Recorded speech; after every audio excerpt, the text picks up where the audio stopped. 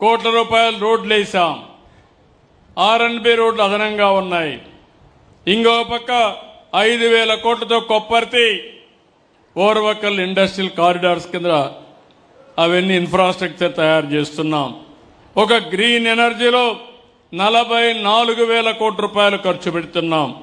JSW ఏదే steel plant వాళ్ళు కూడా ఒక 5,000 కోట్లు ఖర్చు పెడతారని చెప్పి కూడా నేను మీకు తెలియజేస్తున్నా.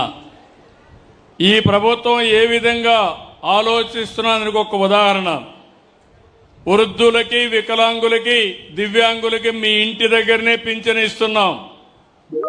పింఛన్ ఇవ్వడమే కాకుండా 26వ తారీఖు నుంచి 4 రోజుల్లో మీ ఇంటికి నేరుగా రేషన్ పంపించే ఏకైక ప్రభుత్వం భారతదేశంలో ఈ ప్రభుత్వం. ముసలవాళ్ళు రాలేరు,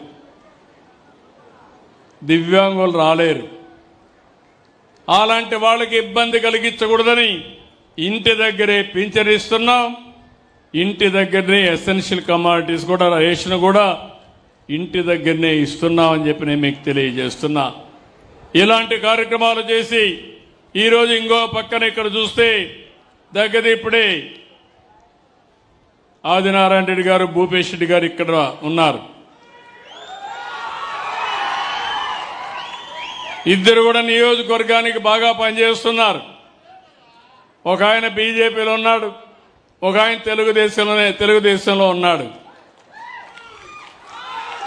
ఎప్పుడు కూడా జమ్మల మడుగు తెలుగుదేశం పార్టీకి కంచు కోట, దీంట్లో అనుమానమే లేదు.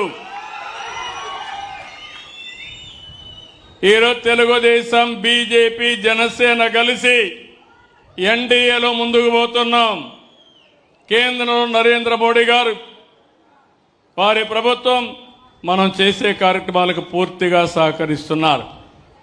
అందుకే ఈరోజు ఎన్ని ఇబ్బందులున్నా, ఆర్థిక సమస్యలున్నా, నేను ఎన్నికల ముందు మీకు ఒక మాట చెప్పాను, తిరిగి రాష్ట్రాన్ని పునర్నిర్మాణం చేస్తాం, పూర్వ వైభవం తీసుకొస్తాం, అభివృద్ధి చేస్తానని చెప్పాం.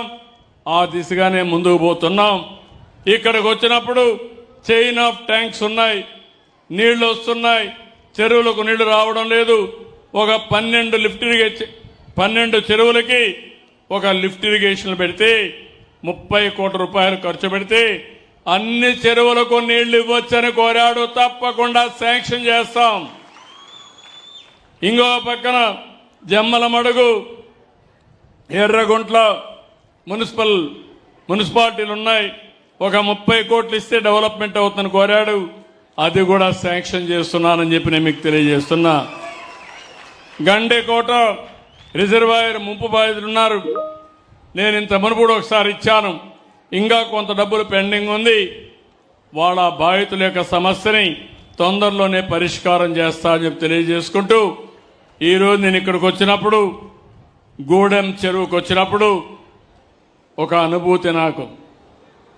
నేనేదో హైదరాబాద్ అమరావతిలో కూర్చునేవాడిని కాదు.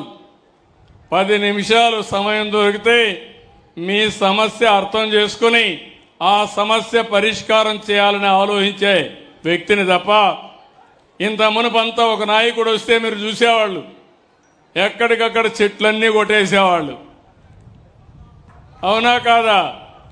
పరదాలు కట్టేసేవాళ్ళు, అవునా కాదా? ఇప్పుడు పరదాలు ఉన్నాయా? ముఖ్యమంత్రి అంటే రాజభోగాలనుకున్నారు, కాదు.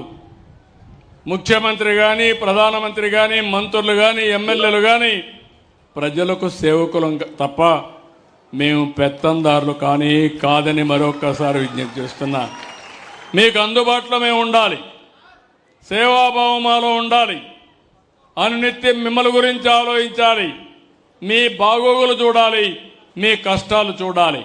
అందుకే నేను హామీ ఇస్తున్నా, నాకు కులం లేదు, మతం లేదు, ప్రాంతం లేదు, అందరినీ ఆదరించే వ్యక్తిగా శాశ్వతంగా ఒక రికార్డు క్రియేట్ చేయాలనే ఆలోచన తప్ప ఇంకోటి కాదు. ఎక్కడ పేదవాడు ఉంటే అక్కడ మేము ఉండాలని, ఎక్కడ కొంతమంది చాలా ఇబ్బందులు ఉంటాయి, అలాంటి ఇబ్బందులుండే వ్యక్తులకు చేయూతనివ్వాలని, నేను ఇవ్వడమే కాకుండా సమాజంలో చేయూతనివ్వగలిగే వ్యక్తుల్ని తీసుకొచ్చి వాళ్ళ ద్వారా కూడా సహకారం తీసుకుని తద్వారా వాళ్ళకు కూడా గుర్తింపు ఇవ్వాలనే ఆలోచనతో ముందుకున్నా. అదే ఈరోజు మార్గదర్శులు బంగారు కుటుంబాలు.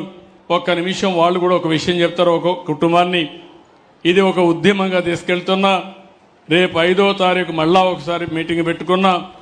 అందరూ ఎమ్మెల్యేలు, అందరూ అధికార యంత్రాంగం, ఇది బలవంతం లేదు, స్వచ్ఛందంగా పిలిపిస్తున్నా. అయితే సేవ చేయడం ఒక రాజకీయ నాయకుల బాధ్యత అనుకుంటున్నారు.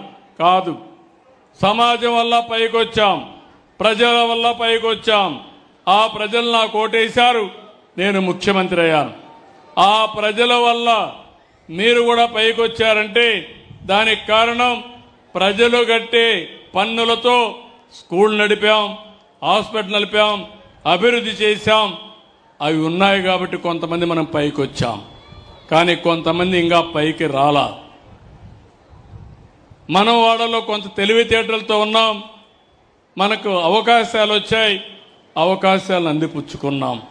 అందుకే ఈరోజు నేను చెప్పేది, ఇలాంటి వచ్చినప్పుడు ఎవరైతే లాస్ట్ మైల్లో ఉంటారో, కష్టాల్లో ఉంటారో వాళ్ళని ఆదుకోవడానికి ఇక్కడికి వచ్చాం. అవన్నీ కూడా చేస్తామని చెప్పి నేను మీకు తెలియజేసుకుంటూ, అదే మాదిరిగా ఈ నెల 7వ తారీఖున ఇంటర్నేషనల్ చేనేత దినోత్సవం ఉంది. ఆ రోజున చేనేత కార్మికులకు అందరికీ హామీ ఇస్తున్నా, ఏదైతే పవర్ లూమ్స్ కి 500 యూనిట్లు ఉచితంగా ఇస్తున్నాం, హ్యాండ్లూమ్ కి 200 యూనిట్లు ఉచితంగా ఇస్తున్నాం. 7వ తారీఖు నుంచి అమల్లోకి వస్తుందని మరొకసారి మీ అందరికీ హామీ ఇస్తున్నా. ఇప్పుడు ఇక్కడుండే బంగారు కుటుంబాలు మాట్లాడతారు. ఉండు, నీకేం తొందర ఎందుకు, కూర్చో. నీకొక్కడి కోసం కాదు, ఏదైనా ఉంటే అక్కడ వచ్చి చెప్పొచ్చు. నువ్వు వినాలా.